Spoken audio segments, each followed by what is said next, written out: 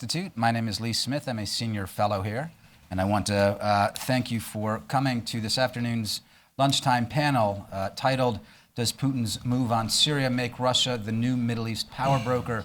I believe that we have an especially timely panel this afternoon, not least because the president, the American president and the Russian premier spoke yesterday at the UN General Assembly, and we're going to talk about some of what was said yesterday. And we're also going to have a larger overview of what's happening in the Middle East with the Russians, with the United States, and also with the Iranians. But we're also going to look at Russia's general play as well. I wanted to introduce our panel. First, to my immediate left is friend and colleague Tony Badran, a research fellow at the Foundation for Defense of Democracies, and Tony is a top analyst not just of Syria and the Levant, but also Iran. I think that some of Tony's insights into the Iranian nuclear deal and the negotiations have been really important and really foundational. I know they have been to me. To Tony's left is Hannah Thoburn, also a fellow here at Hudson Institute, a new colleague, and it is a pleasure to have Hannah on the panel. And she will be speaking. She's a Russia expert, among other things, and she'll be looking in particular at Putin and Russia. And to her left is Mike Doran, a senior fellow also here at Hudson Institute. And I've had the pleasure not only to have Mike as a friend, but also to be on many panels, speaking about many things, including and especially Iran's position in the region. And I think that today we're actually going to get a chance, between Mike and Hannah and Tony, we're going to get a chance to look at the region in a sense as it's expanding now that Putin has made his play in the Middle East. I think that the region is becoming more dangerous but and larger. So without further ado, I'm going to ask Tony to begin to just give some introductory remarks. Tony? Thanks, Lee, and thanks for the Hudson Institute as well. I'm very happy to be here as always, and I just want to very briefly hit on 2 points that are, I think, of importance when we're discussing Putin's intervention in Syria, namely the interplay between this intervention and U.S. foreign policy on the one hand, and the second point is sort of how it tips the balance in the region, and specifically with regard to sort of the balance between Israel and Iran in the region, especially. We saw a lot of the commentary yesterday after the president and Putin spoke at the UN that there was somehow a showdown, that they were at loggerheads and they were taking swipes at each other and so on. And at least that's how the interpretation of the president's speech was in most of the commentary. I actually take issue with this approach, and I don't think that's the case. I think actually that if you go back to the very beginning of the Syrian uprising, and monitor how President Obama has approached the Russians on the one hand, and approached the pressure from U.S. allies, European and regional, towards intervention in Syria, you will see a consistent pattern whereby the president has always used Putin in a way. I mean, of course, Putin would not agree to this formulation, but it's a useful one, I think, as a proxy, as a foil, to sort of always maintaining a parallel line to Putin to make sure that he could foil any pressure from European and Sunni regional allies. So, for instance, going back to the earliest days of 2011 and 2012, when the group, the Friends of Syria, was formed, which was supposed to be a support group to the Syrian revolution that bypasses, in a way, the UN Security Council or any objection from the Russians about moving against a former Soviet ally in the Assad regime. It was the president that insisted that any action and any movement had to pass through Russia. So he, in a sense, sabotaged the Friends of Syria by using Putin. And this continued. The relationship moved forward, as you know, most clearly with the chemical weapons fiasco, when again pressure mounted on the president to intervene in Syria. Lo and behold, Putin comes in. There's a deal that again re-legitimizes Assad and frustrates everybody else in the former sort of or traditional U.S. alliance system.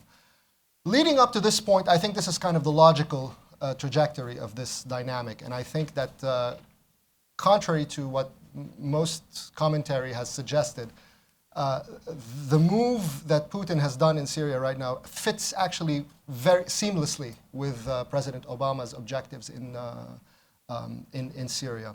The president has, if you also track back again, going back to 2011, the position of the president on the fate of Bashar al-Assad, you will notice an initial ambiguity and ambivalence that never went away. In fact, incrementally from 2011 to 2015, you have seen the White House position unmistakably move the goalpost towards accommodation. Now, this is all, we'll talk about this, I guess, further in the discussion. This is all, I think, and Mike has written the seminal article on this, that this is all a subset of the president's approach toward Iran, whereby touching a central Iranian ally was off limits.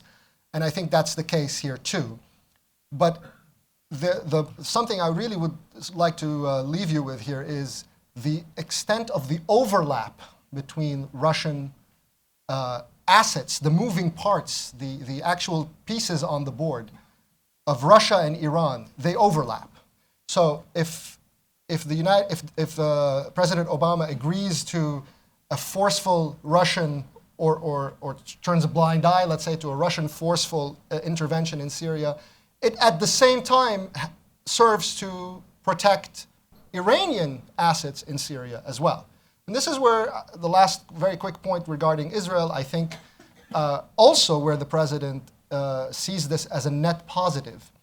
We go back in 2013 when the Israelis were striking, and 12 when the Israelis were striking targets in Syria, and the White House kept leaking all those strikes that the Israelis were targeting Iranian assets in Syria all the time, and the Israelis were all flabbergasted about it until the White House ultimately bragged about it, about how they kind of undercut the Israelis in an Israeli military option, but also in terms of their strikes in Syria. And I think the idea was that we can put Israel on a leash vis-a-vis Iran in the region. And the fact that now you have a Russian position, military position, on the coast between a NATO ally and a NATO member state and a NATO partner, that could potentially, or that has at least forced Netanyahu to go and negotiate with the Russians. So at least in theory could potentially constrain Israeli activity in Syria, which is not targeted against Russia. Again, it's the overlap. They're targeted against Iranian assets in Syria. If that also manages to constrain Israel, then it fits perfectly with his overarching regional vision, which is really can be summarized with one word: Iran. So I'll leave it with that, and then. No, Tony, that's great. Thanks very much. And before we do move on, I just want to underscore, because I do believe that what Tony's saying, and I believe that the case, one of the cases that this panel will make is a little different from what a lot of people you're probably hearing, insofar as you're hearing a lot of analysts and journalists talking about how, as Tony started off, the president and Putin are at loggerheads over Syria. And I want to underscore that I think that one of the cases that we will try to make here is that, no, they're actually very much aligned in different ways. And so I thanks, Tony, and we'll come back to that. Hannah, if you could follow up, thanks very much. Sure, and my thanks to Lee for putting this panel together. I'm going to focus real quickly here on 3 points that are all going to be centered around Russia. And the first I want to talk about really is, what is Putin's major goal in doing this? I think we've been focused a lot here in the U.S. on the issues that we see on the ground in Syria. And we take it a little bit for granted, I think, that when Putin says that he's interested in fighting ISIS, if he's interested in fighting terrorism, we tend to take him at face value. And I would actually argue that that's perhaps a concern, but certainly one of his lesser concerns. To my mind, Putin's major goal is this: to restore Russia's rightful position as he sees it in the international security order. If you listened to his speech yesterday, I thought it was very interesting. He opened up with a very interesting story about 1945 and the post-1945 security order. And he did it very snarkily by mentioning that it happened in Yalta. Of course, he didn't say it, but Yalta, as we know, is located in Crimea, which Russia recently annexed. And it was a way, in essence, of essentially pointing out to everyone that, look, I have a vision, I have an idea of where I think Russia should be in the world, and that I really think that you should take me seriously. The United States right now is not the one with the leadership. They're not presenting a plan to go out in Syria, and I'm going to be the one who actually puts something out there. He also mentioned the Soviet Union a lot in his speech, and he mentioned just the other night in his 60 Minutes interview with Charlie Rose, he again talked a little bit about how much he thought that the end of the Soviet Union was really this sort of great geopolitical catastrophe. And I think a lot of people in the US perhaps hear that remark and they say, oh, he's an old communist, he wants to continue the old communist ways. But to my mind, he's actually lamenting the downfall of the Russian Empire, of a time when Russia actually had a strong place in the world and it was considered in the same breath as the United States. And I think that's really what he's trying to recover. So this brings me to point number 2, which is something that I think has also been a little overlooked here, is the connection between Syria and Ukraine. He wants to restore that position in the world.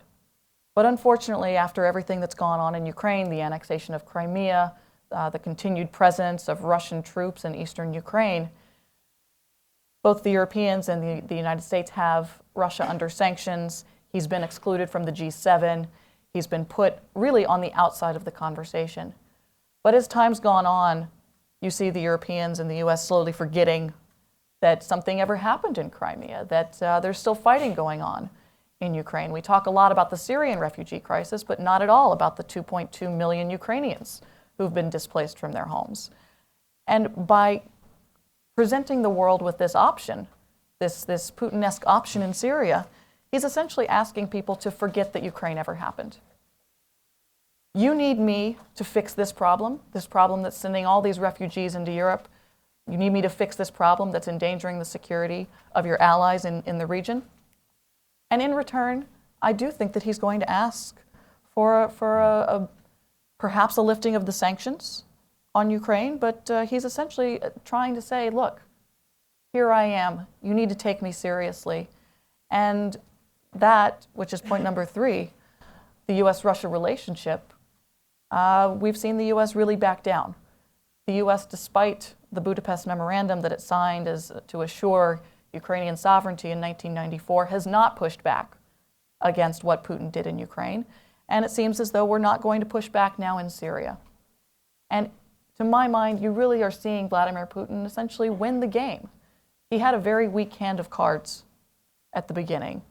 But like Lenin said, because you always have to quote Lenin on a panel, right? Here at Hudson. Particularly here, I thought. Mike's going to quote Trotsky after. Please do. There's a lovely, well, nothing that Lenin said was lovely, but there's an interesting quote from Lenin. He essentially, to paraphrase, says, if you have a bayonet, you keep pushing until you hit steel. And to my mind, Putin is pushing and pushing that bayonet, and he hasn't hit steel yet. And I'm not sure when exactly he's going to. But in the meantime, he's played that very weak hand of cards very, very well. And we now end up in a world where it looks as though Europeans are going to line up behind this new axis of Iran, Iraq, Syria, Hezbollah, and Russia, which of course helps him fulfill his major goal, the restoration of Russian power. Hannah, thanks very much. That's really interesting. I hadn't thought about I think especially your take on Ukraine and Syria is really interesting. It's kind of the way that the Iranians have worked as well. They've said, let's negotiate over this, and also there's all of this behind it that we want to settle. And the administration has certainly played along, so it seems that Putin is also a very careful observer of how things are going. And so thanks very much. We'll come back to a lot of that shortly. Mike, if you could continue. Thanks. As Trotsky said, you may not be interested in war, but war is interested in you. And this is what I think President Obama is learning. He really had one.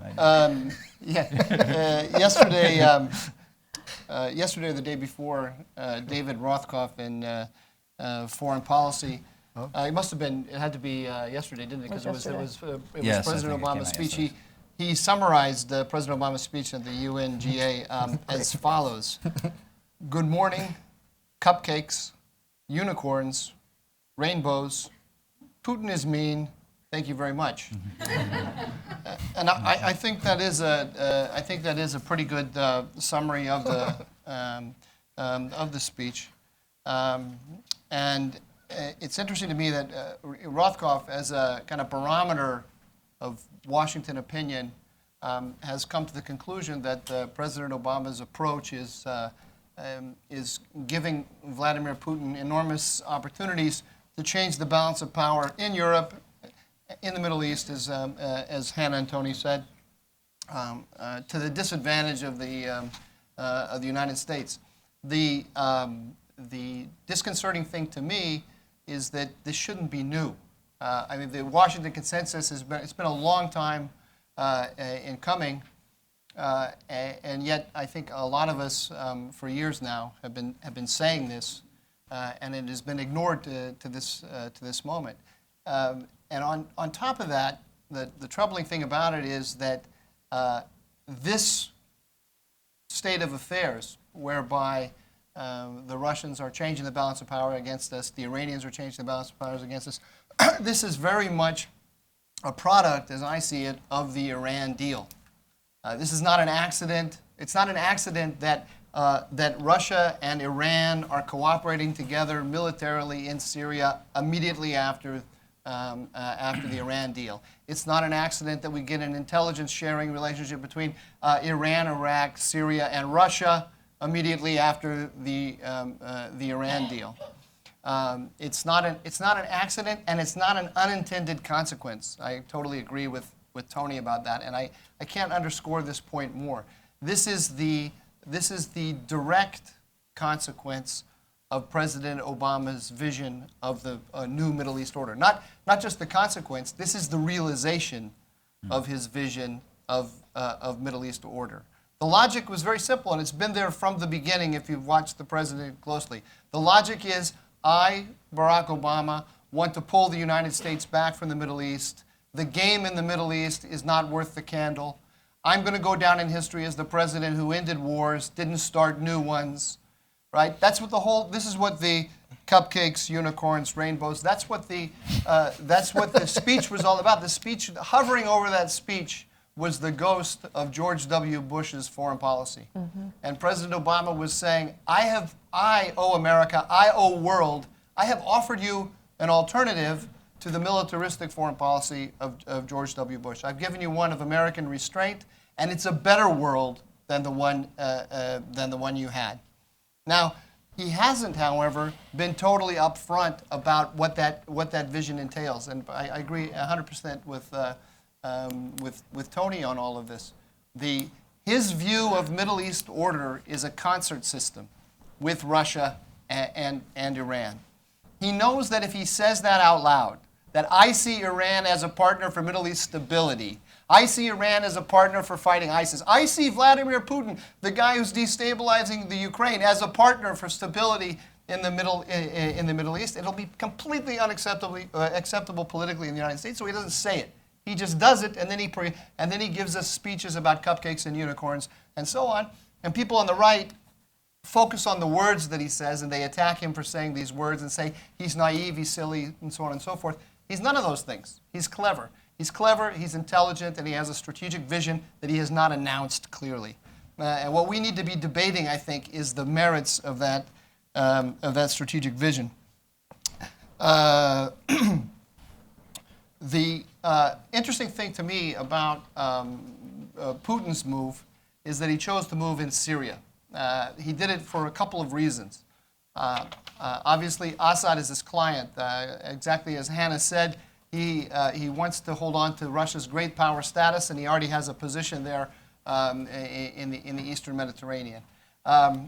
But also, and this is, I think, absolutely crucially important for an American audience, Syria is the center of gravity of the conflict in the Middle East. It's a completely unimportant country in terms of its resources.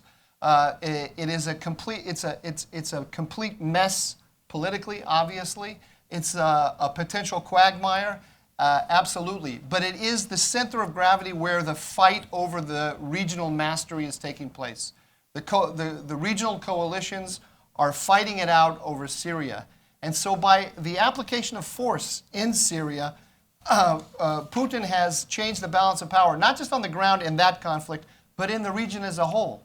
And so if you noticed in the weeks leading up to the UNGA speech, there was a parade of Middle Eastern leaders went to go see Putin, right? Including Prime Minister Netanyahu of Israel.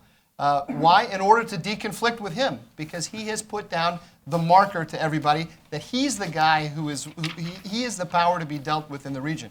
And notice it wasn't an application of that much force. It's the increment needed in order to change the balance is not that great. But the United States has announced that it is no longer in the hard power game in the way it was in the past, and he has seen Putin has therefore seen an opportunity to show everybody in the region that he is, and everybody is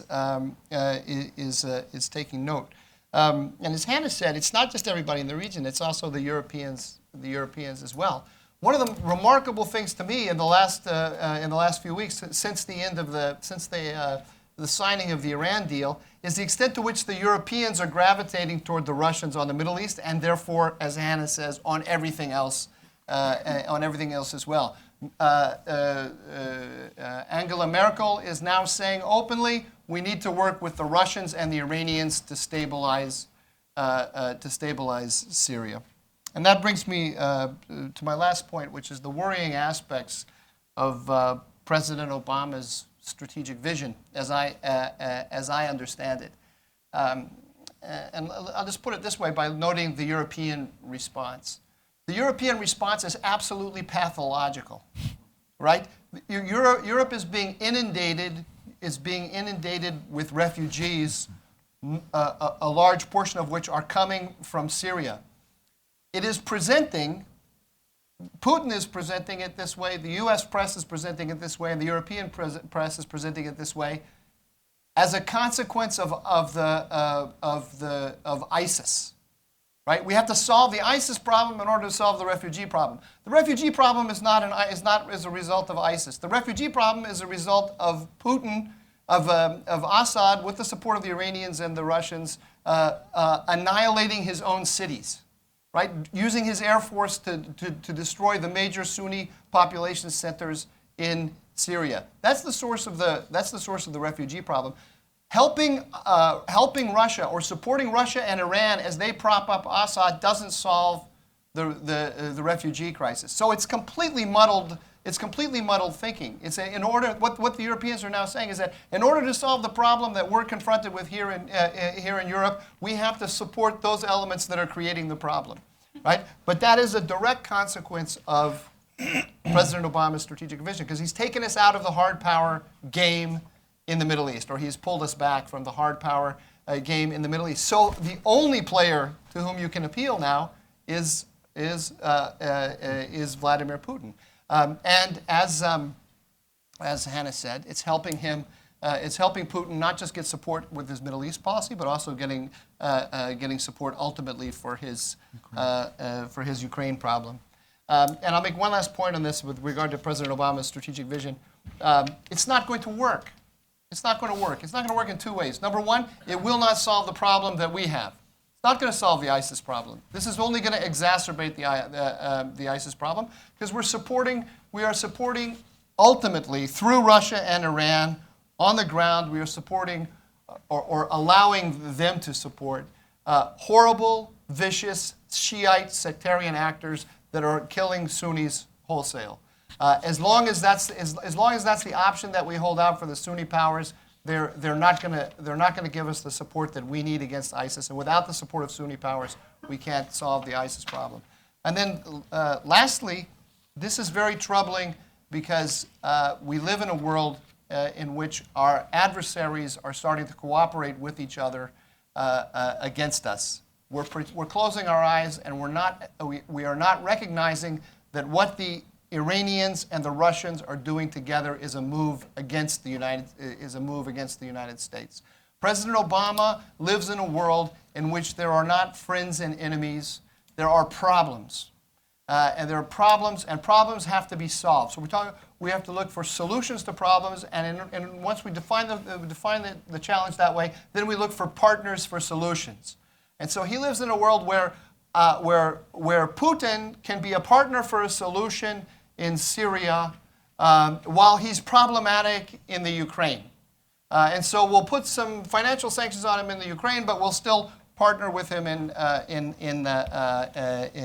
Middle East. In the vision of Vladimir Putin, there are friends and there are enemies. And the enemy, the rival, is the United States. And he's trying to build a coalition that will chip away at the power of the United States. We're powerful enough right now that chipping away, we don't really notice it. It doesn't bother us that much. But if push comes to shove and we have to go to war, a serious war somewhere in the region, we're going to suddenly find out that the power that we used to have has evaporated, and it has migrated to the coalition that wants to cause us harm. And we should spend a little bit more time thinking in sort of 19th and 20th and 19th century ways, because those ways of conducting foreign policy still exist today. Thank you. Thanks, Mike. That was great. A couple of things. I mean, first of all, when you said that the president hasn't fully articulated his worldview. I mean, I think he was hinting at that a bit yesterday in his speech at the UN General Assembly when he was talking about our alliances, our new alliances. I think he was suggesting or hinting at an alliance with Iran, which is as close as he's come to that. And I guess the question I had for you, since you kind of threw down the gauntlet, since you said we need to debate his strategic vision. Okay, why is this? Why is it wrong? You're talking about the refugee crisis. It's not going to hit our shores. Certainly not the way it's hitting European shores. And if the president is saying, look, who needs the hassle? Bush got us entangled in two different wars, one in Iraq, one in Afghanistan, neither of which we managed to have very clear strategic goals for which maybe the United States should not be fighting foreign wars anymore. So hand it off to Putin. If he wants the hassle, if he wants Syria, let him have it. What is the problem? What is the problem? I'm going to come back and ask this of the two of you as well in different ways, but if you would start and say, what is the problem with the president's strategic vision? Well, the problem is, first of all, it's not going to, let's stipulate to begin that the entire Middle East could go up in flames tomorrow. Everybody there could die, and life in the United States would go on pretty much as it is, right? So we might have certain problems and so on. But what I'm trying to say is that the United States has an enormous amount of tolerance for the suffering of people far away, right? Because we're an island nation. So if the argument is that none of this is going to affect us, well, it's really hard to think of any scenario out there where it's where life in New York is going to grind to a halt because of what's happening. Right. But they are horrible things for the people there. Number one, I mean, there's an enormous amount of human suffering as a result of this. And number two, we have very significant interests. And at a certain point, I mean, you have to conduct foreign policy with the thought of what happens in the worst case scenario. In the worst case scenario, if I have to go to war, if I have to send American troops into battle, am I best placed in order to carry out that mission? And we are systematically destroying or undermining our own allies. We are systematically eliminating points of power that we had around the region, and we are creating allies and alliances that are working against us. And we are pretending, by talking in terms of problems and solutions and interests, and not in terms of alliances and alliance goals, we are pretending that that's not happening. So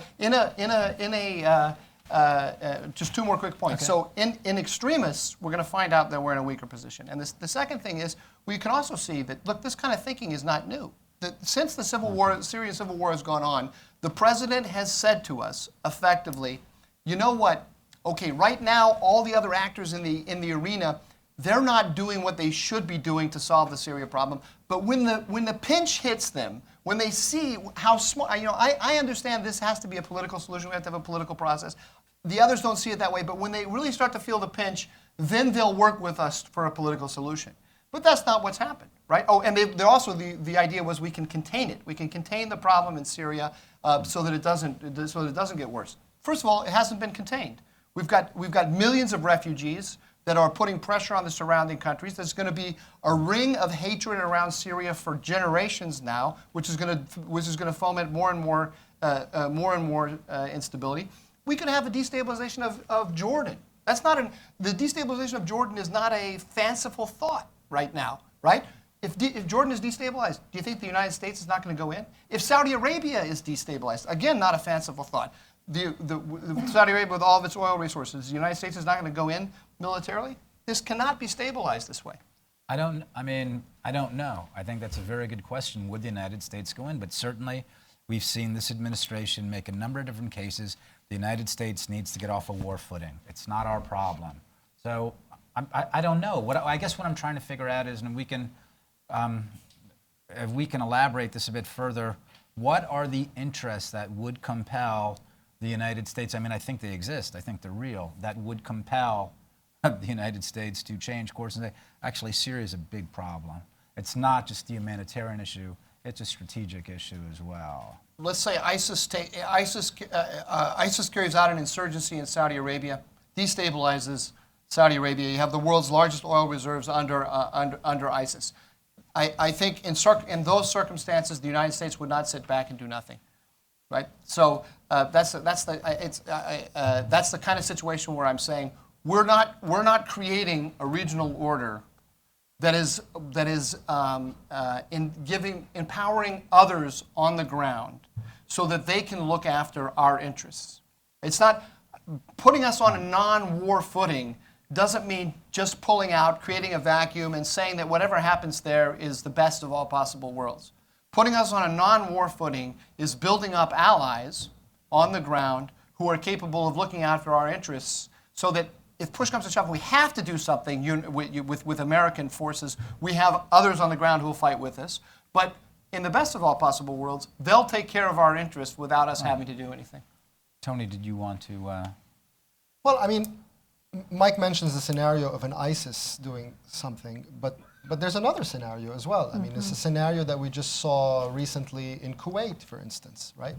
When there's an IRGC cell that was preparing for attacks in Kuwait, possibly in Bahrain soon enough or already, possibly IRGC guys now moving under Russian protection to move long-range rockets and other capabilities to threaten Israel.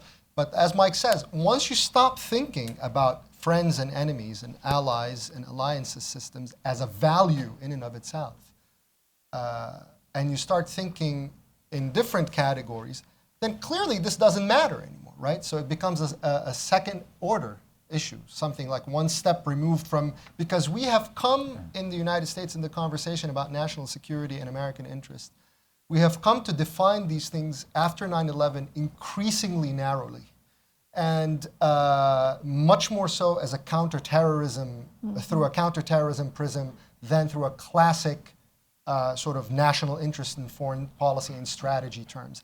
And this is a diminishment, and this is also an angle that this administration has very consciously cultivated, especially in the Syria case. to define it as a counterterrorism issue and not as a broader You mean issue. regarding ISIS? Regarding rather than- ISIS, regarding an attack on the homeland, regarding so we've come to think of strategic problems as somebody placing a bomb somewhere to go off somewhere, As opposed to...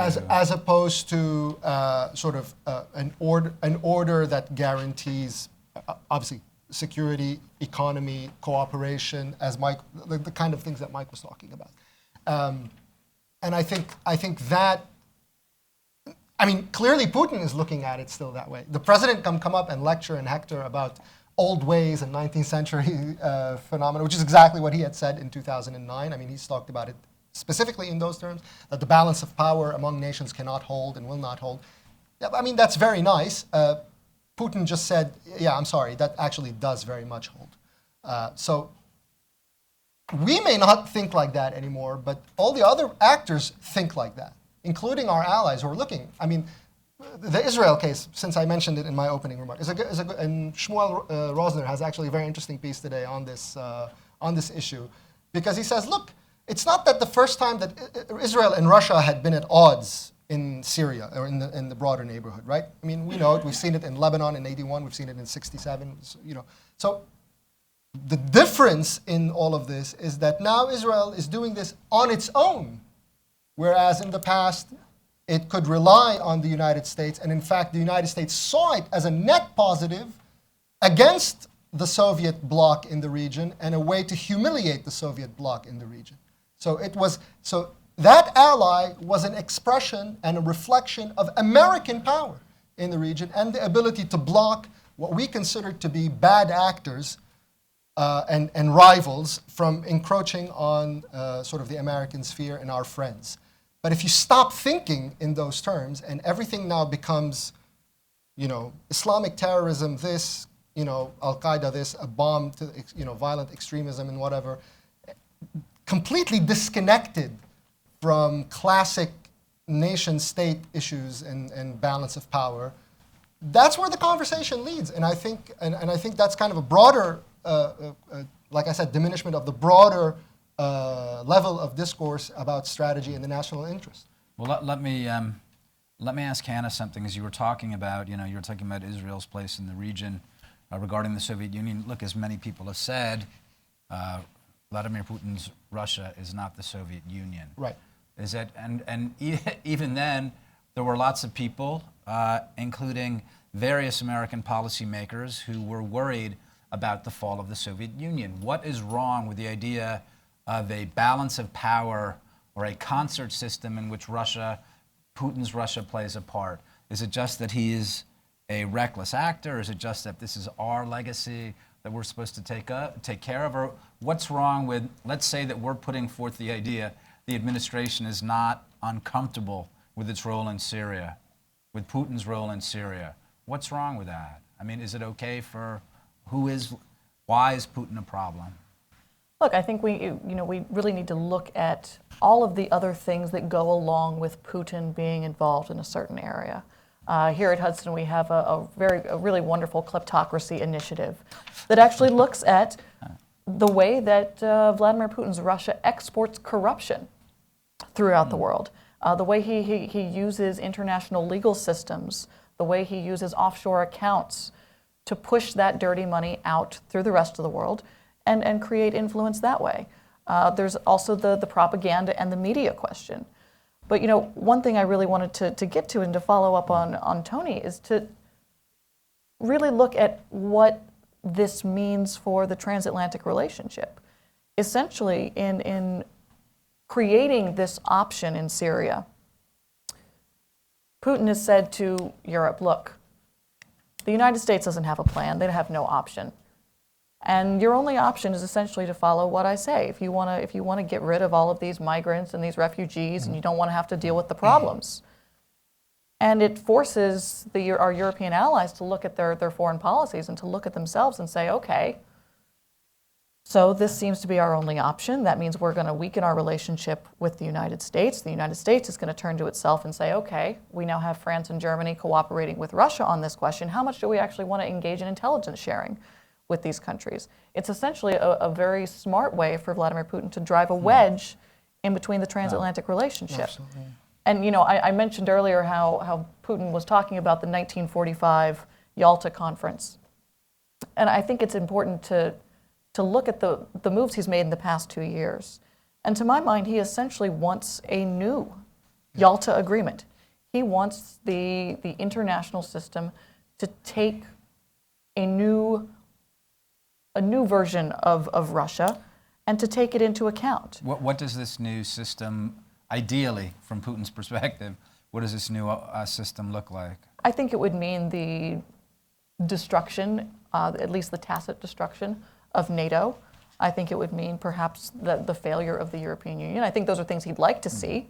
Whether or not they actually happen is a different question. But he's essentially saying to Europe and to the United States, look, this is my sphere of influence. That's what he's doing in Ukraine. That's what he's doing in Syria. And you need to step back and give me my room. He wants to go back to the Yalta Conference when the great powers sat down and they hashed it out. They hashed out what the world was going to look like, and that's just how it was.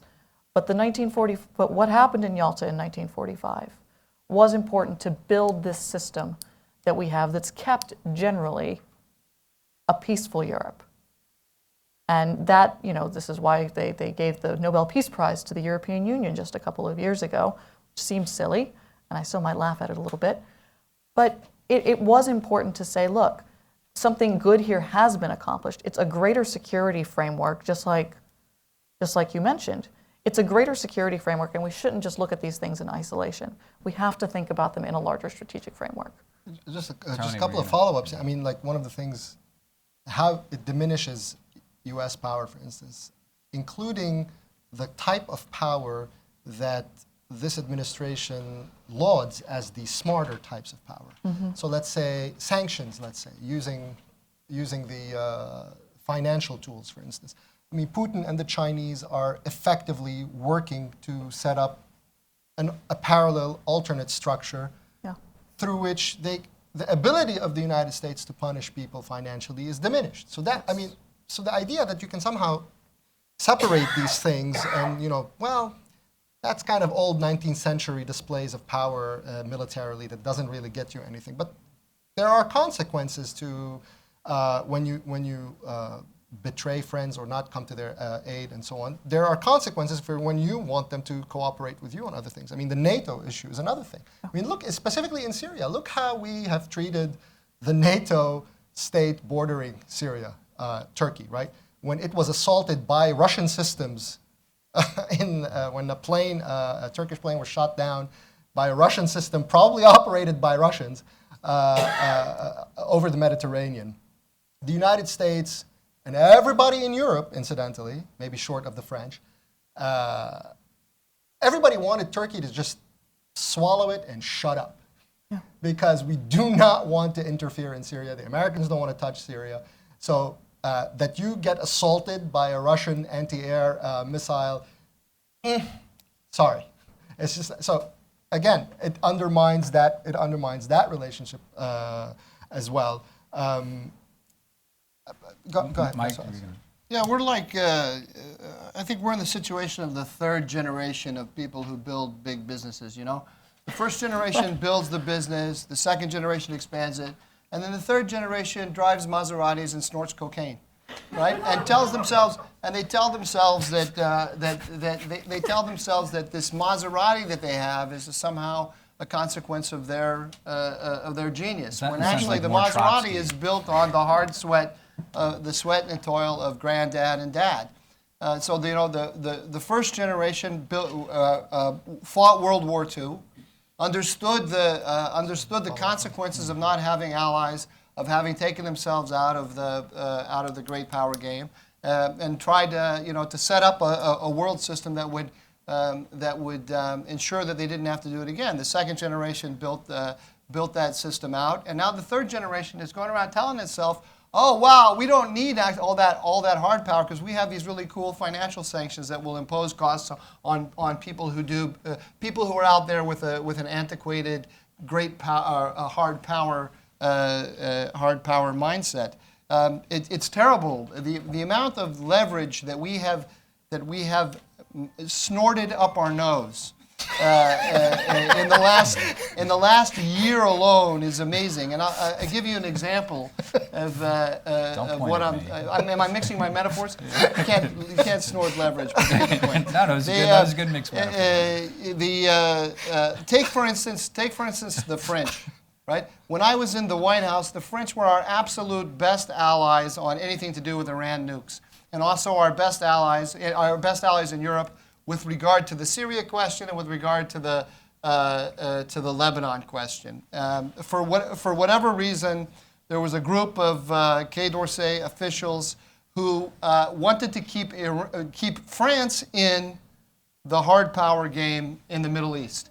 Now, it was important because, one, it gave us a European ally that thought like we did about these questions, but they also played an enormously important question. France, as one of the big three in Europe, they played an enormously important role in policing the European Union and keeping the European Union vectored on these hard power questions.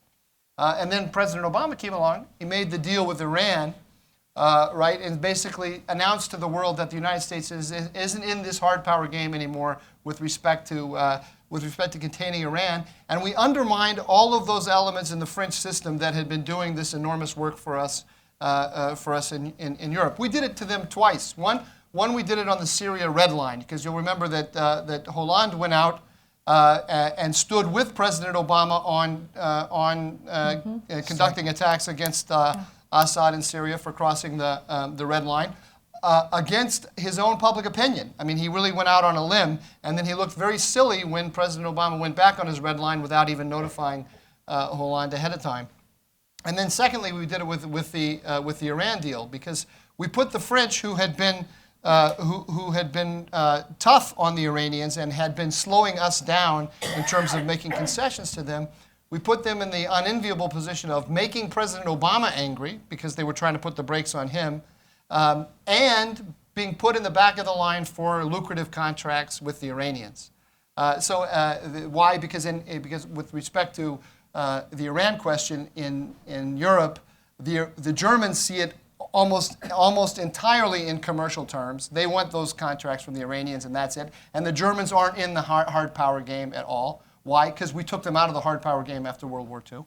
And the British had two major factors influencing them. One was alliance maintenance with us. So if we said we're going to get tough with Iran, the British would say we're going to get tough with Iran because they wanted to keep us happy. And like the Germans, they had commercial interests. Once President Obama said we're out of the hard power game, the British and the Germans made a beeline for Tehran, and the French were left looking like suckers. And we did that to them. If we want to get back in the game, if we decide, oh, you know what, this risk that we took, President Obama in his UNGA speech said, we great power, we were so big and powerful, we should be taking greater risks.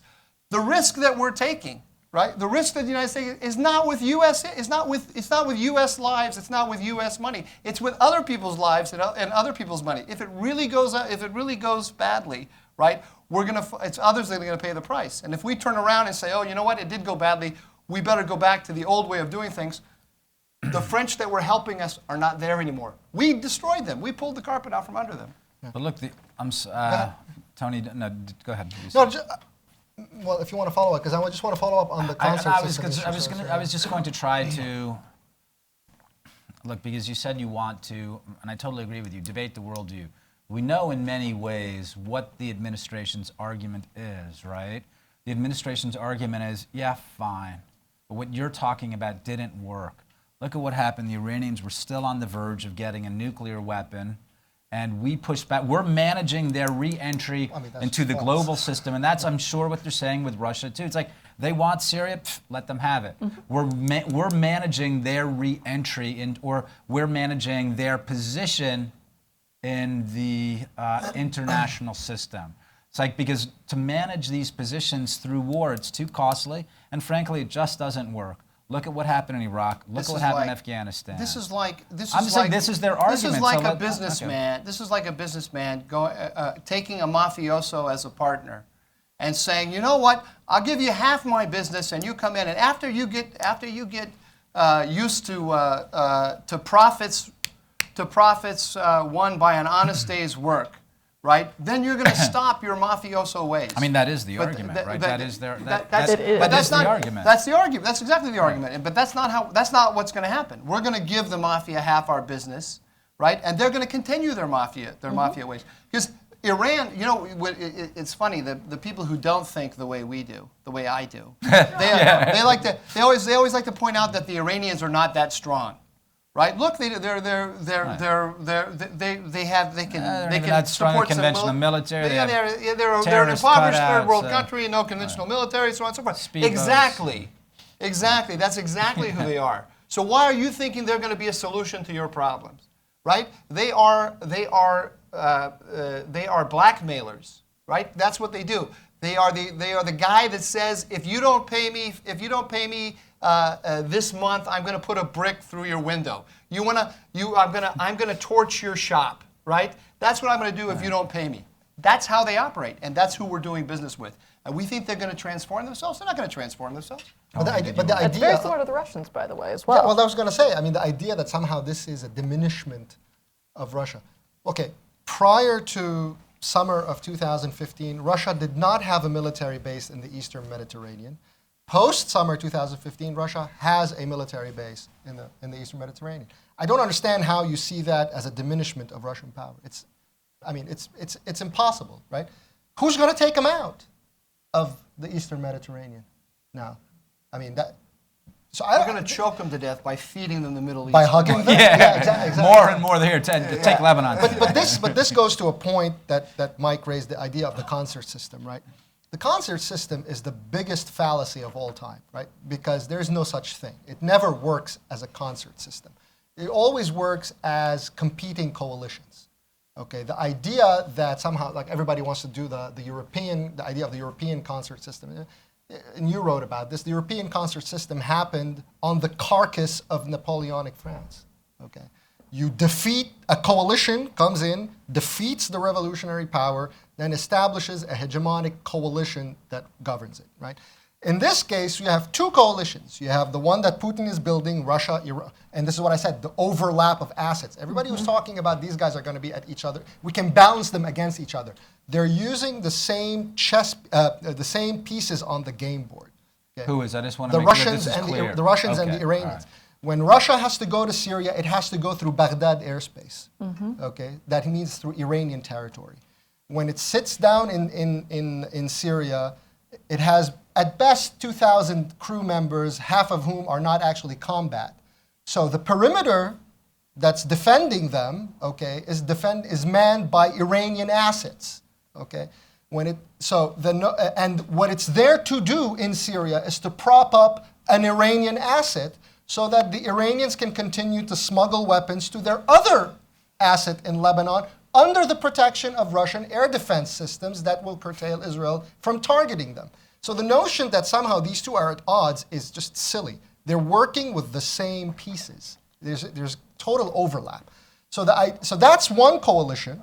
And the other coalition is the Saudi and the Turkish coalition, and the Turks, right, and their allies, and they're fighting over Syria. Now, in this thing, the Obama administration comes and says, no, you got to all come together and kind of talk this out and find a solution.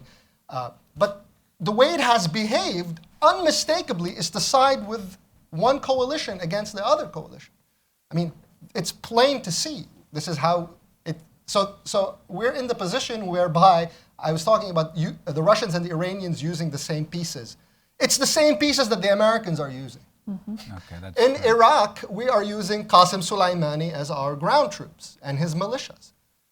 So now the Russians are Soleimani, the head of the Quds Force. I'm sorry, yeah. So now the Russians are saying, yeah, and listen, we have now a joint intelligence sharing center with Baghdad. And we're going to bring in the Syrians about it too to fight ISIS. And you're welcome to join.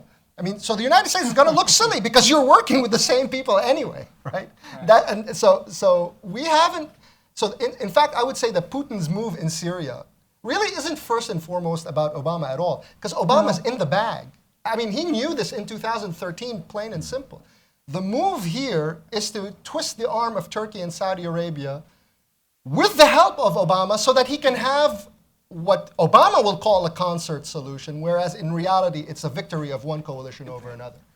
I just want to ask Hannah a question. Tony was talking about the other coalition, mostly Saudi Arabia and Turkey. I mean, Putin has tried to move closer to the Saudis, hasn't he? Or what? And to the Turks as well. Okay, so how will this affect? Is it affecting it at all? Not that I've yet seen. The folks who have been flying up to Moscow in the past weeks have not necessarily, they've been Qasem Soleimani. You've seen Prime Minister Benjamin Netanyahu of Israel fly up. There hasn't been nearly as much movement, I believe, on the Turkish front. Was there Erdogan was there about a week right. ago. Right. Okay. And I would also presume that this has something to do with it. Right. But look, the Russians have been growing closer to the Turks quite steadily over the past several years. They have increasingly strong business ties. The Turks are moving, well, Erdogan in particular is moving towards a Putinistic style of governance, much more autocratic kind of system. And they seem to have, they seem to want to... Everyone's a supreme leader these days. Everyone is a supreme leader these days. But I think in the Turkish case, particularly in Erdogan's case, he seems to be interested in attempting to balance Europe with Russia. And he also wants to be a big player in that scene.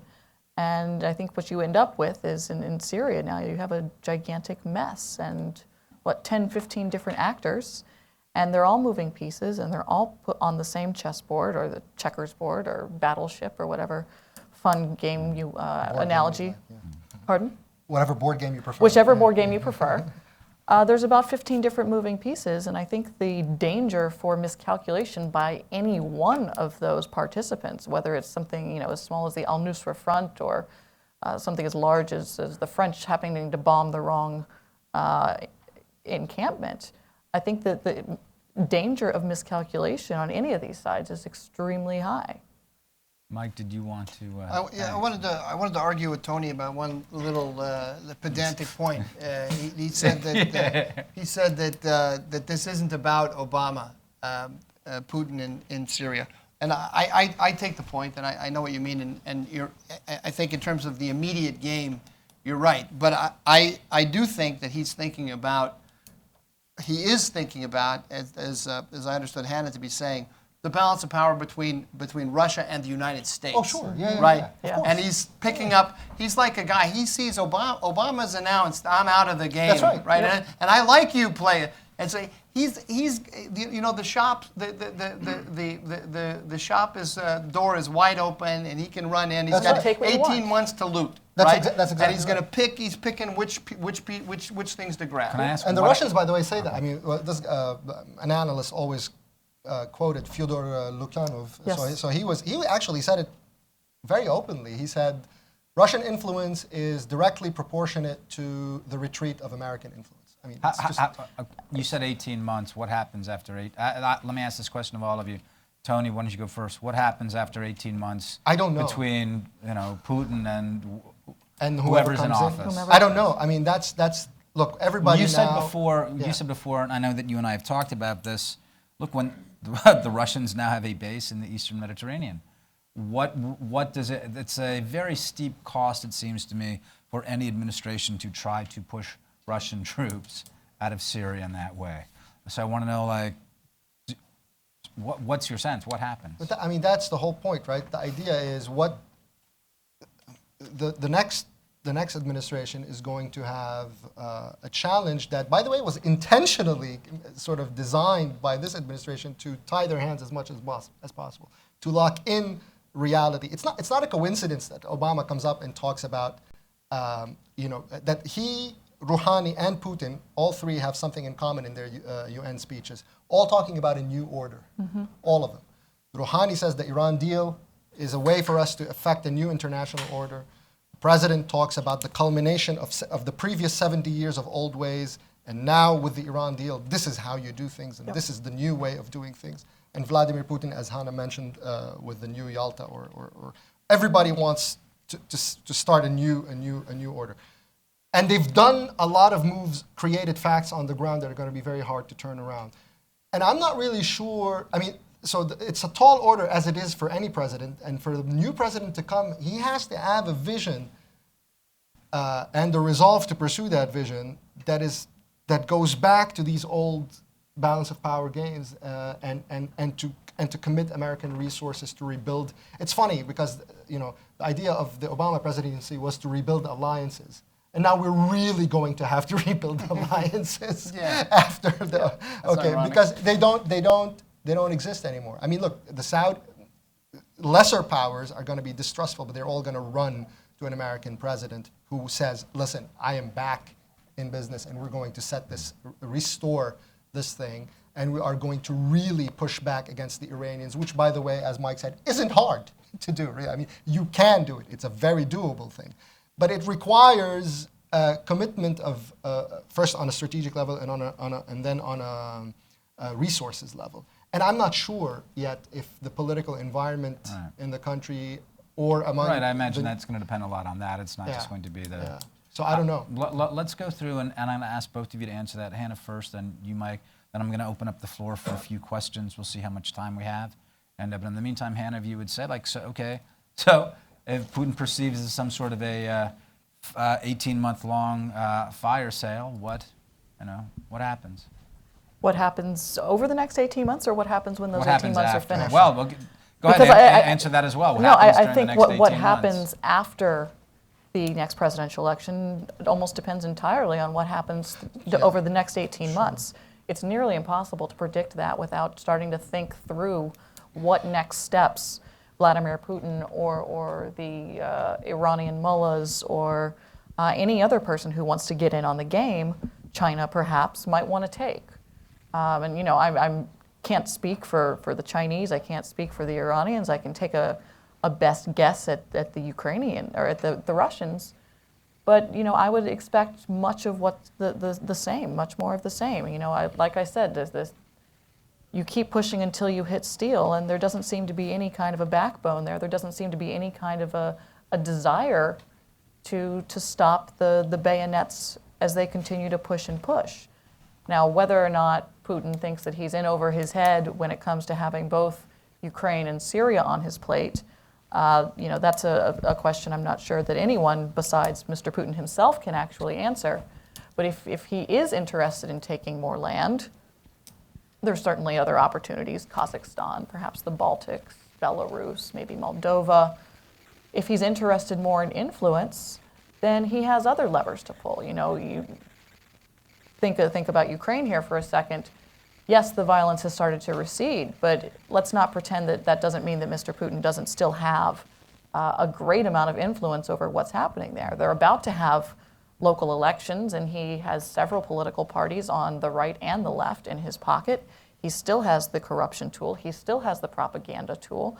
There's a lot of different things that you can do to change hearts and minds, as well as the realities on the ground without using brute military force. It's this sort of new hybrid warfare that people like to talk about a lot when it comes to Russia. Do I expect to see other moves? Yes. In the next 6 months? Probably not. He tends to like to let facts on the ground settle in, and then he'll make his next move. You saw after Putin moved into Georgia, he waited a good long while until he made his next move. After what happened in Ukraine, he's again waited a little while, about 1.5 years until he's making his next move. But I think the reason he chose to make the move now is because precisely of what Mike's talking about, this sort of abdication of American leadership in the region. So we'll see. But as you say, it sets up a very difficult reality for whomever the new president is going to be, whether they be Democrat or Republican. If we want to rebuild those alliances, whether it's with the Saudis or the French or the British, it's going to be a very heavy lift. Mike, do you want to? I know what Putin wants. I know what he wants because I'm a really good mind reader. I don't know how he gets it. What he wants is higher oil prices. Right? He has an economic problem, and the simple solution to the economic problem is to raise oil prices. And the address for raising oil prices is Saudi Arabia. And if I can just interject fact for the moment, the Russian budget balances at about $90 per barrel of oil. A barrel of oil is now about $47. So they're about at half of what they need to be for the Russian budget to balance. Right. So he wants to get the oil prices up, but I don't. My crystal ball goes a little bit fuzzy after that because I can't figure out how he's just made as Tony so eloquently put it, he's made a power move in support of the Iranian alliance in the region, which is against the Saudis. So how does he then get the Saudis to raise oil prices with him? I'm not sure. Maybe through. I mean, can't you do that through? I mean, destabilizing different assets in the region. I mean, whether the Saudis want to raise it or not, and the Iranians would be happy to have that.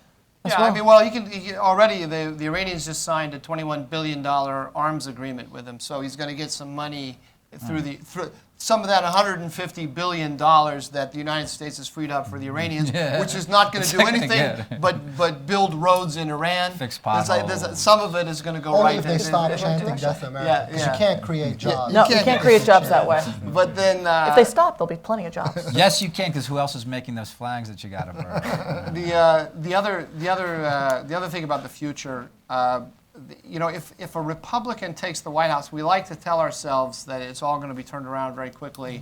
But as Tony said, President Obama has changed the game board considerably, and very few Republican candidates are really owning up to the magnitude of the challenge to get back to something like where we were in terms of the leverage that we have over everybody else. So. A president can turn it around, absolutely, but it's going to be an incremental and very a long and hard climb. I think we have someone with a microphone, no? As I saw a question about. You can come up here, Firas, right? You can stand up and introduce yourself. Thanks. There's a gentleman right there. Thank you. Thanks, Thanks guys. This was, quite an informative discussion. For us, Maqsad, Global Policy Associate and George Washington University. I want to take something that Tony said, which I think is brilliant, and then try to take it a step further. Naturally. So sticking to the analogy of the chessboard, and you mentioned that there's almost a complete overlap between the Russian assets and the Iranian assets. I see it a bit differently. I almost feel like Putin is playing with Iranian assets. He's trying to cash in on Iranian assets. And let's replay the tape here. I mean, the storyline goes that in early spring, the Saudis and the Turks come to an understanding about the whole Muslim Brotherhood fiasco. And then you have the formation of Jaish al-Fatah, which brings together a coalition of rebels, then takes most of northern Syria, at least Idlib province, puts a lot of pressure on the Alawites area, maybe closer down to Damascus. Qasem Soleimani, the commander of the Quds force, shows up in coastal Syria and says, await my response. Right. And allegedly then takes a flight to Moscow, right? So one can argue that that response came together in the form of this Russian intervention, okay? So I wonder, my question to you is, are we overstating Putin's influence or Russia's influence in Syria and the degree to which they could affect that outcome? And in answering that question, also help me think through, what happens if we just let them fester?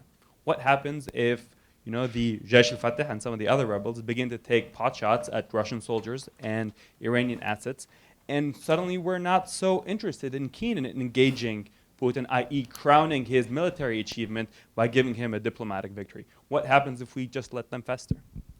Tony, you want to start? Sure. Yeah. I agree, but I mean, what I meant by overlap is that basically, whatever elements of power that Putin is bringing, he's also riding on forces on the ground that are Iranian, or at least pro-Iranian or Iranian allied. So yeah, definitely, which is incidentally exactly what we're doing, okay, in Iraq. I mean, that's the game that we're playing in Iraq, right? We give the air power, the intelligence, and so on, and the guys on the ground are Qasem Soleimani's guys.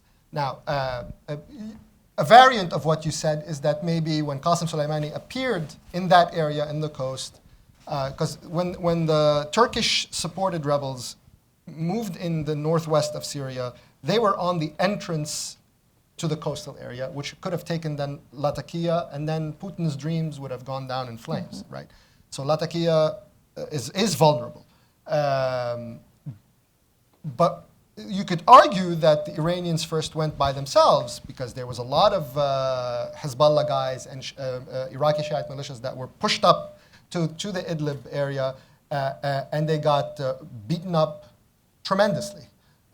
So maybe both needed each other in a way, because it's different when you have Shiite militias on the ground, and it's very different when you have Russia come in and set up a military base with attack jets and helicopters and the entire thing, right? Of course, in their mind, it's not only about Syria, but it projects a completely different image of power. Because now, if your Jaish al-Fatah was going to be hitting them, then Turkey is hitting Russia, and that has repercussions. Now, again, goes back to what I said about Israel earlier.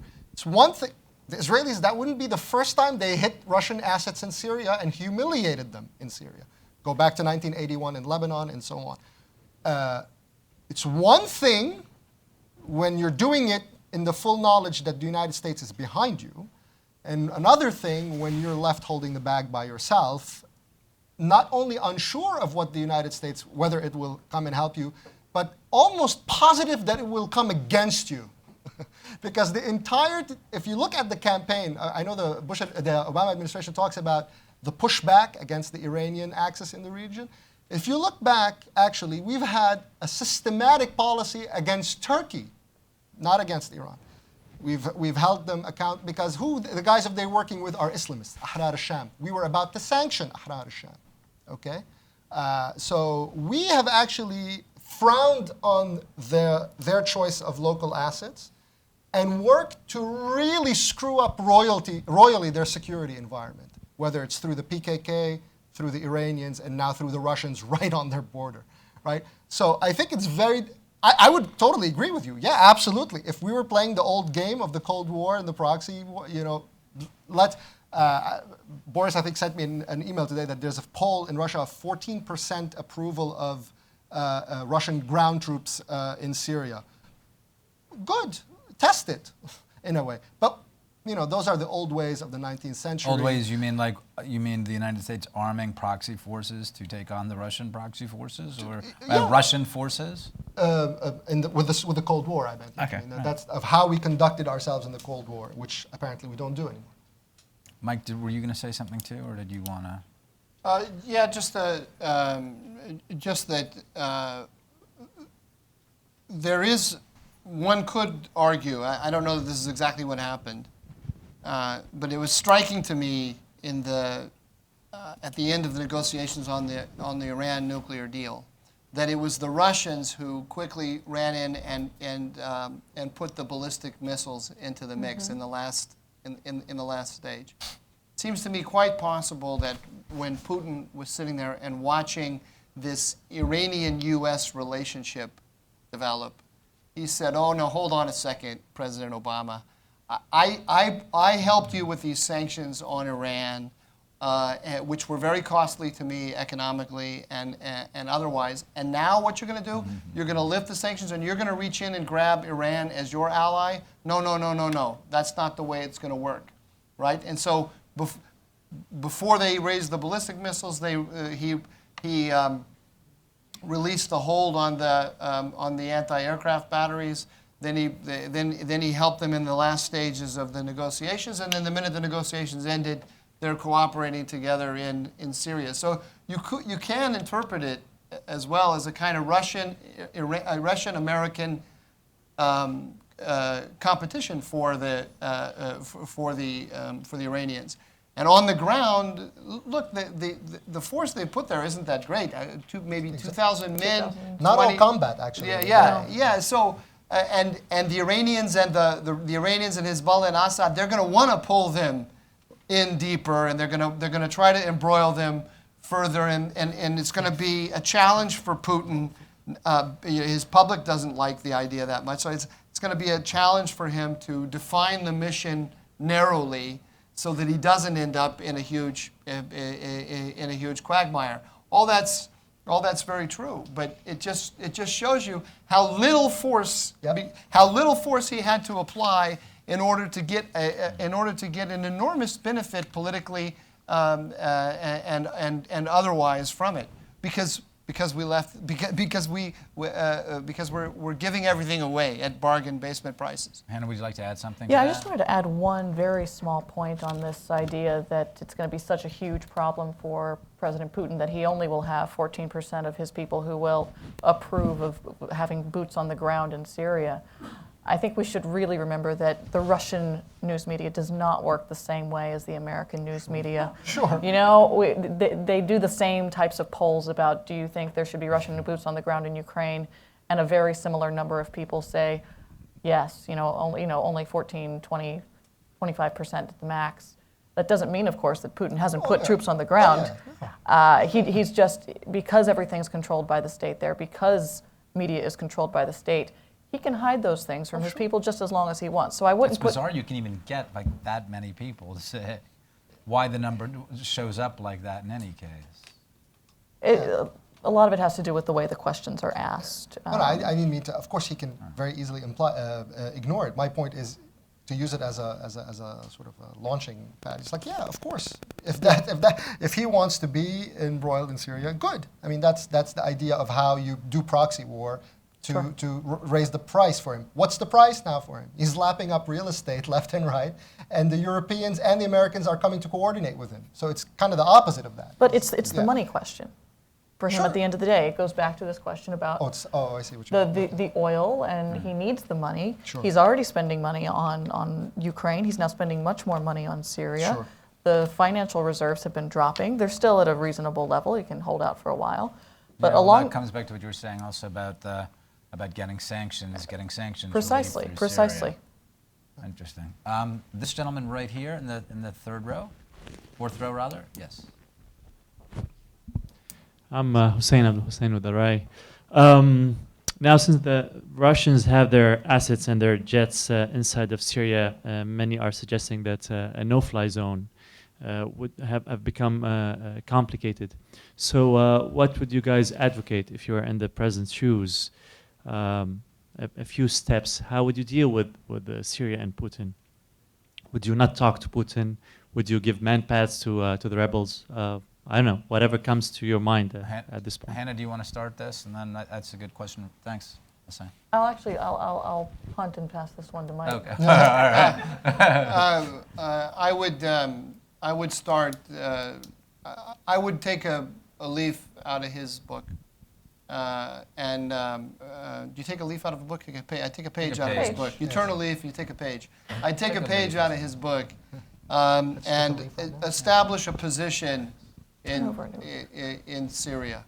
I mean, my understanding is that we're now pulling back with the Jordanians from supporting the rebels in Doran in the south. I would build them back up. I would work with the Turks, and I would work with the I would work with the Jordanians, and I would build up a position of strength from which it's possible to negotiate with him, and put him in a position where he realizes that his position is absolutely untenable. I wouldn't go for directly attacking him. Okay, we're not directly attacking, but doesn't that anyway put you on the road to possible conflict? Yeah. I would go on the road to possible conflict, but I would calibrate it carefully as I went along. Tony? I mean, it's interesting to observe how we don't know yet if this is what the regional players are doing or if it's just happening this way. But it's interesting that the minute Netanyahu came back from Russia, and despite the stop because the Americans put pressure on the Jordanians to kill any movement in Daraa, nevertheless, there is movement in Quneitra now. And they're pushing out to clear out the last remaining pocket of Assad/Hezbollah in the northern tip of Quneitra, which would then open the door towards Damascus. And this happened as Israel struck targets of the Syrian military there right after Netanyahu came back from. Now, are these exchanges of messages? Is just or sort of delineating spheres of operation or not? We don't know. But it gives you an example of how you could potentially start moving. But then the idea of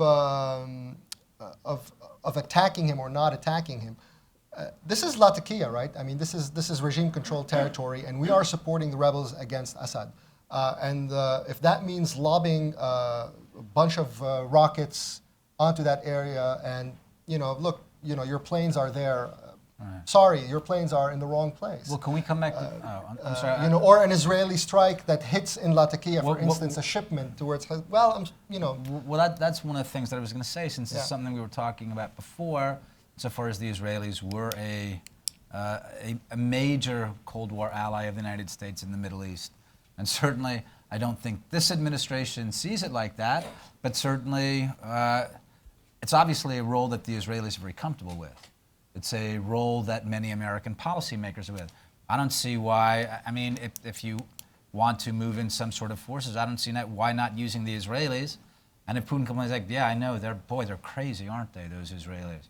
I don't see why not use them as a way to push back on Russian influence in Syria as well. The Israelis can play a role, but first of all, I'm not sure that they want to play that role that you just mentioned. They're defining their interests there much more narrowly. Yeah. And I mean, ultimately, we, the United States, we want to build a new order in Syria. That has to be, I think, our vision. And the Israelis aren't in the business of building new orders in Arab countries. They can have a role to play in the process and so on. But in the end, Israel is a country of 8 million people, 6 million Jews. How much can they do in that regard? How much do we want them to do in that? No, but the question was whether the United States will resume a very clear place behind any such regional movements. That is the mindset we should have. We should see ourselves. We're not doing that right now.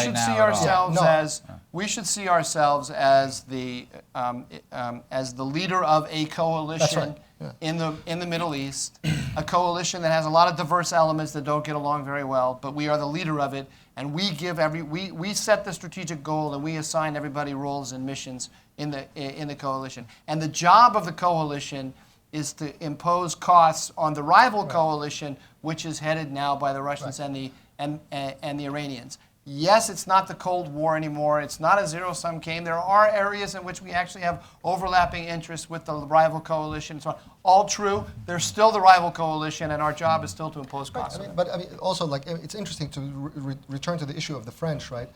Although they're not capable of doing this, but to just give you a sense of where their mindset is still headed, it's like they want to discuss the no-fly zone with the Turks. Just yesterday, he said that it's time to do that. So they're not recoiling in the face of a Russian flexing of muscle. Right. So there is willingness to do it if there is sort of a lot. Yeah, we have a lot to work with if we do a paradigm switch and we start thinking in terms of coalitions again. So I wanted to let these two guys actually fight it out on the local stuff, which is why I punted on the question. Yeah. But I want to talk just very quickly in terms of what we can do with the broader U.S.-Russian relationship. And I think some of it is actually reasonably simple stuff.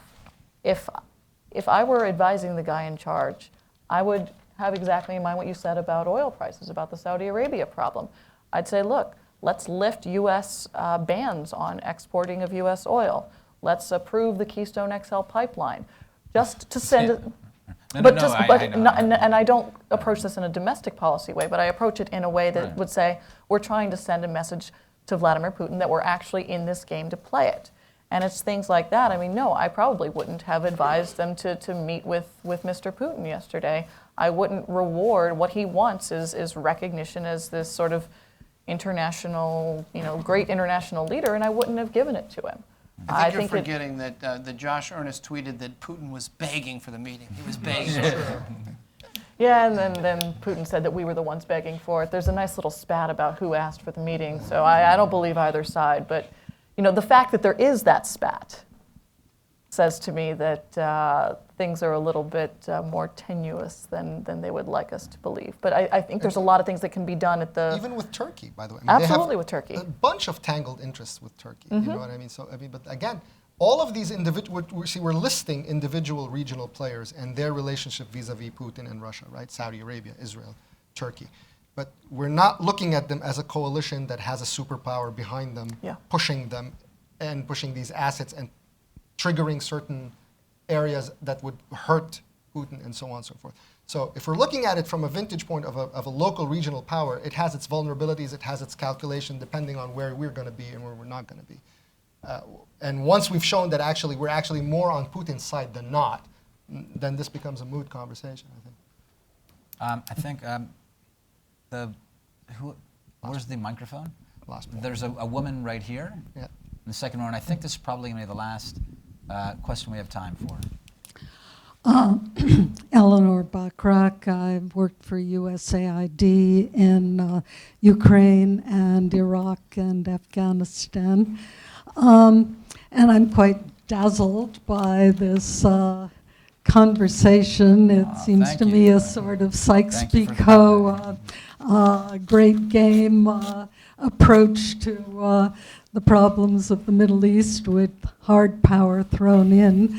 But I'd like a sort of response to my somewhat more simplistic, I guess, view, which, okay, President Obama inherited the situation of two futile wars, at least one of which should never have been embarked upon. He inherited them from the guy who looked into Putin's eyes and saw his soul. Never been quite sure what he saw. And also bear in mind that the reason we didn't bomb Syria. Ma'am, I'm sorry. If you could ask the question, please. Thank Well, my question is that, okay, we're overlooking the issue of ISIS and what should happen in Syria, which is very much an ideological, political issue, not just a great powers issue. So are we overlooking the actual local dimensions of the problem by positing the great game scenarios? Okay, that's a good question. I take your question to be, is ISIS actually the problem rather than the strategic picture that we've been discussing here? That's a good question to end on, and we've spoken about that before, so why don't we all, or why don't the three of you, give that a shot? Mike, would you like to go first, or? Yeah, sure, thanks. And Okay. thank you because you give me an opportunity to plug a paper that we just did here at Hudson on how and how not to defeat ISIS. And it makes the general point that because President Obama is playing this, is not playing the great game the way I would like him to play it, he has no Sunni allies, and without Sunni allies, he has no Sunni allies on the ground. In that area from Baghdad to Damascus, and he has no really reliable Sunni allies in the region in order to defeat ISIS. And instead, he's aligned himself with Iran, which just likes to kill Sunnis on the ground, and Assad. And so, as long as he's aligned himself with these murderous regimes, we're going to have no luck with that fight at all. Thank you, Mike. Hannah, would you like to give that a shot? Yeah, I mean, look, I should come at this and say I'm not a Middle East expert. I come at this entirely from the Russia angle. So the wars of the past are not something I've spent all of my time focusing on. But I do think that, look, it's really very significant that, you go back to the Cold War history that Tony's been mentioning here. And Syria has been a Russian ally for quite a long time. Assad's father, I believe, flew MiGs in the Soviet Air Force.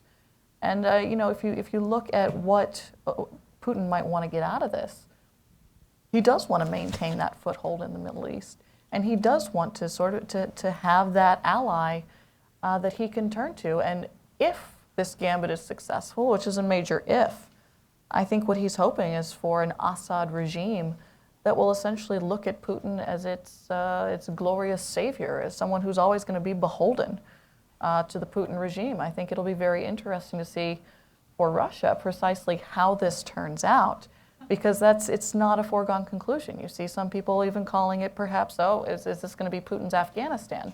And referring, of course, not to our Afghanistan, but to the Soviet Afghanistan of the 1970s and 80s. So I think there's a lot that's still up in the air, and I think we'll see how it plays out. Tony, thanks, Hannah. Tony, would you like to give it a shot? And then, Well, the then, ISIS then thing? yeah, and then if you don't say all the things I think you're going to say, that I'm going to say something. But you go ahead first. All right. Well, that's very enthralling. Okay, good. I'm trying to put pressure on you. Yeah. Well, look, to go back to the initial point I made, President Obama and Putin are actually in agreement as to who their ground force that they would like to use against ISIS is, Yeah. right? It's the Iranian guys, as Firas was talking about. It's their assets, that these are the guys who are on the ground. Now, it's just that now it adds the Russian direct firepower, which, by the way, we haven't yet seen if it's going to even be targeted against ISIS at all. Okay, I mean, it's an open question. It very well might, but it may not. And then he wants to rehabilitate the Assad army in order for it to continue fighting with embedded Russian personnel. We will see if that works in any way, assuming it happens, because they haven't performed well at all. And I'm not really sure the idea of Russian training of Assad's forces, I mean, that's kind of more of a longer term project. I don't know how immediate that will happen. Because if you look at it in Iraq, with the Iranian guys on the ground, does anybody still hear about the operation to liberate Mosul or anything of that nature? I mean, forget about it. That's not going to happen. It's on hold. Okay, I mean, they couldn't take Tikrit, which was already a ghost town, without intense, air power from the United States for them to be able to go in there and basically reclaim a ghost town. Okay, you can make an argument that the Russians may replicate that with Assad's army and the Iranians. We will see. I don't know. But the point is that this coalition that they want to ride has proven to be a complete failure, first in achieving the direct goal that it wants to achieve, which is dealing a blow to ISIS. But then more broadly, as Mike talks about, okay, let's say we've dealt a blow to ISIS. And then what? Right? What happens next? What happens to the other Sunnis who are not ISIS, who have been fighting ISIS, who still want to go after Assad and Hezbollah? What happens to them? We're going to bomb them too? Okay, I'll give my quick answer. The administration's prioritizing ISIS over the Iranian axis has put Russia on the eastern Mediterranean and has put a soon-to-be nuclear Iran on the border of three key American allies, Israel, Turkey, and Jordan. From my perspective, and we've conducted many panels in that way, and I welcome you to come to more. From my perspective, the Iranian challenge, the Iranian axis, continues to be the key strategic threat for the United States, at least in the Middle East, if not more generally. Now Russia has made it even larger. Thank you very much for coming. I look forward to seeing you all again. And thank you to my panelists, Hannah Thoburn, Tony Badran, and Mike Doran.